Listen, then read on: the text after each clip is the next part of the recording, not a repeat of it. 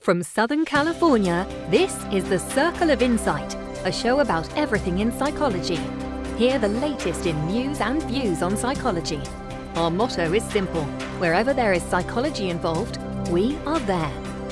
And now, here's your host of The Circle of Insight, Carlos Vasquez. Welcome, everyone. Thank you for joining us. We have a great show today.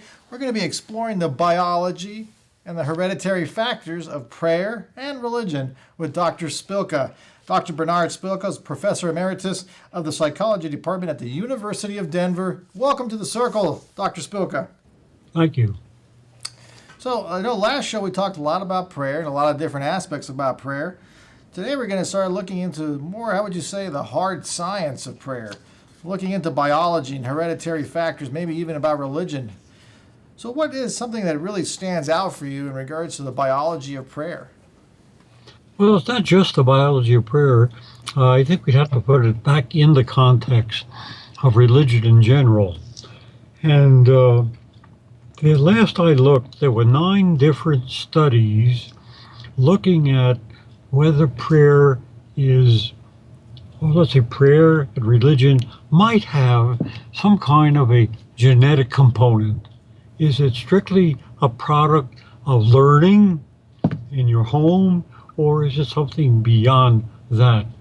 Now, it is possible when you study identical and fraternal twins to be able to compute the proportion, we'll say. I won't get into the language, got to avoid some of the fancy statistical language, which is more obscuring than clarifying. But you are able then to indicate the proportion of religion that you can, individual faith, that you can refer to heredity, or you can refer to environment. Now, these studies are usually very large studies. They may have 10,000, 20,000 people in the studies. Places like Denmark and Sweden and so forth, everybody gets measured on lots and lots of different things. And of course, for medicine or whatever else, in psychological behaviors, you want to know what's controlled by, say, genes, DNA, RNA, and so forth.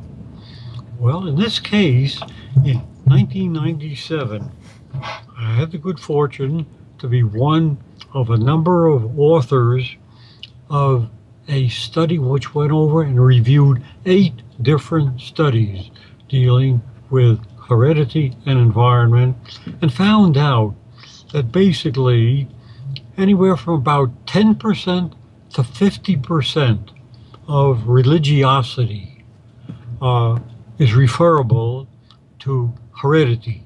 Really? And that was a terrific shock to see this. Now, when I went over and looked at this stuff in detail, I was only pleased, I'd say, with 1 or 2 studies. Now, I understand there's some better ones since then, but I haven't, been back looking in detail for them. It's, however, generally accepted that there is this genetic component, but what it actually is in religion, no one can really definitively say. They haven't been able to identify any genes specifically with it, any DNA patterns or whatever with it. But then we have to face the fact that we're talking about a phenomenon that is actually worldwide. I don't believe anyone has ever found any people without what we would think is some kind of faith. It may be that they have, they would like to use the word spirituality because we recognize what is done in the South Pacific is not what is done in, let's say, Irvine, California. There's a difference. and all. But the thing is, we have a worldwide phenomenon. When something is universal, well, then you're going to look for something which is much more basic or genetic in it. And what is the basis of genetics? If we go back, we're looking now at evolution. And evolution is concerned with natural selection, meaning that these are the organisms that survive. We are the products of the people who made it, in terms of living. The problem is we know there are lots and lots of physiological conditions which eliminate you very early in life, and some of these can be determined prior to birth. And when they find this prior to birth, they may abort. For example, condition like Tay-Sachs disease, which is a pretty general inherited disorder. Well, about 1963, they discovered the nature of the genetic defect. Now, it's a recessive disease, which meant that when two parents, each of which had the defect, in other words, your DNA is in two strands, and one of them might have a place that's bad, and the other one's okay. When you go with these two people, and let's say they were supposed to have lots of kids, 25% would have the defect fully. 25% would be carriers, and 25% would be perfectly clean on something like that. So that's very nice. There are further implications of some of this with the carriers and some real arguments as to intelligence and such. But anyway, when you get this, we're saying natural selection means you're increasing the probability of a generation or people who can reproduce, and you're eliminating those who will not reproduce and such. It's easier for us to think about that with respect to animals rather than humans. Humans don't listen very well to nature in this sense, and of course you try to tell somebody, no, you can't have children, they're not going to be very happy with you. And then they'll come out and they'll have children, and you know what? They may be perfectly okay, because there's a lot of that. And now, of course, we have another thing called epigenetics sitting on top, but I won't get into it. It just means that what your great-grandmother had for supper sometime can affect you. Oh, wow. This, like Lamarck and like Lysenko, the Soviet one, that your experiences in life, they don't change the DNA. They will all stay the same. But what it does is DNA, groups of DNA, millions of these, what they call base pairs, they form genes. And these genes, some of them are turned off, some are turned on. And that's what the epigenetics is concerned about. So it's a whole new thing. Now, it seems to me we need some work in terms of studying, for example, people who are, say, non-religious as opposed to highly religious, and see if we can find any kind of genetic patterns involved in this. I don't know if we will. This may be strictly something that is learned.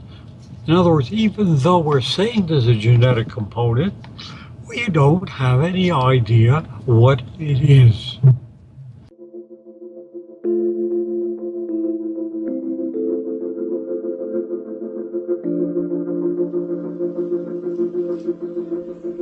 Hi, welcome to Adelante. is Adelante Recovery, and my name is Yvette Kuglin, and I'm part of the staff. Adelante Recovery Center has helped people in dual diagnosis for 5 years. We accept most PPO insurances and provide luxury accommodations and 24-hour support. To speak with an admissions counselor, call 1-888-242-4450. A lot of time we don't even know what's wrong with us, and sometimes we need to get away to figure that out. So if you want to go for a little retreat out in Corona Del Mar, which is a confidential location, we're here to help. So we're only a phone call away. Thank you. I've read some studies where prayer can have an impact, or I'm not sure if it's the prayer or the actual belief in God. They can have a lot of physiological benefits. We've seen people who are terminal or so-called terminal, and they do much better when they believe in an afterlife. Did you see any? What other studies have you found that prayer or maybe religion have physiological benefits? Oh, I think that's probably quite true. I did studies for a number of years dealing with death and dying, and especially the psychological state of people in terms of relative to religion. And what we found pretty much was people who are highly religious showed consistently less fear of death and dying. Well, fear is manifested physiologically through the expression of anxiety. Your blood pressure goes up, your muscle tension. These are all physiological effects, and there's such a wide variety of such possibilities. Somebody has a sensitive stomach, and it may be due because of anxiety to them. It's like getting in a car with somebody who is terribly anxious about driving in the car. I could give you some great examples of that, but it's not pertinent. Anyway, we know in this case, I suspect, well, we know for sure in another way. Take the Mormons. Mormons have a lot of rules about eating and what they eat, and against smoking, against coffee, and other things like that. They're healthier. They live longer. You can't get around some of these things in general. The more observant, well, they restrict themselves. I don't know, I just eat it. With me, if it's food and it's in sight, I'll go grab it. But we know that people who are highly religious may indeed feel more comfortable. But then again, I'm sure we can come up with some atheists who feel just as comfortable about it. You can read Stephen Jay Gould and Carl Sagan, and they're critics of religion, and there's plenty to criticize in a lot of the way religion is handled. In other words, it's not just religion is good and non-religion is bad. No, both of them can have their serious problems when it comes to people. Now, I know off camera we talked a little bit, sticking with the physiological side, off camera we talked a little bit about the placebo effect, and you were telling me a very interesting, I think it was a study on the placebo effect. Could you reiterate that again for our audience? Well, I'm thinking with placebos, it's a personality phenomenon. It's a belief phenomenon in most cases that can be measured. There are available the questionnaires that are measured, so that theoretically, when medications are supposed to be employed, you're supposed to use the real medication, and in many cases something else, but the person may think it's the real medication. And what you find, and that's a 75% to 80% of the people respond favorably to the real medication, say. But when we go out, it's not uncommon to find 70 to 75% of people who get the phony medication also. You go out, say, and you have arthritis, and it says, go get glucosamine and chondroitin. Well, I've been amazed that some of the people who get it benefit from it. But to me and to the literature I read, it's a great placebo. And I have arthritis, and the first time when I went to a new rheumatologist, he said, "Have you tried it?"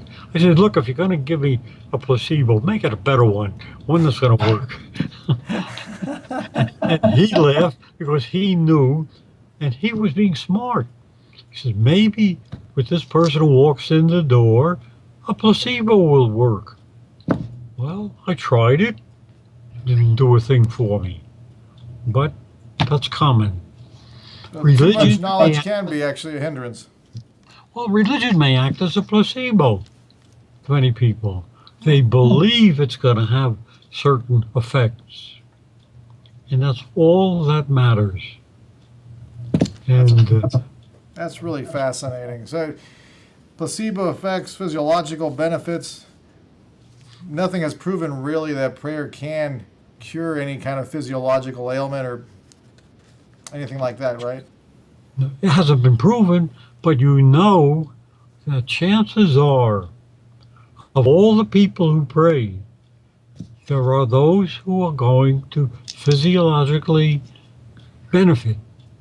They're going to feel better. They're believing they feel better. And it's what they can do. There are limits. Let's face it, you haven't been able to find a placebo that will fix a broken leg or anything like that. And I wouldn't try wandering around with a broken leg and say, well, I got this pill. Well, thank you so much, Dr. Spilka. That was great insight in the world of prayer and biology and physiology. I thank you, everyone, for joining us. Remember, our motto is simple. Wherever there's psychology involved, we are there. We'll see you next time, everyone.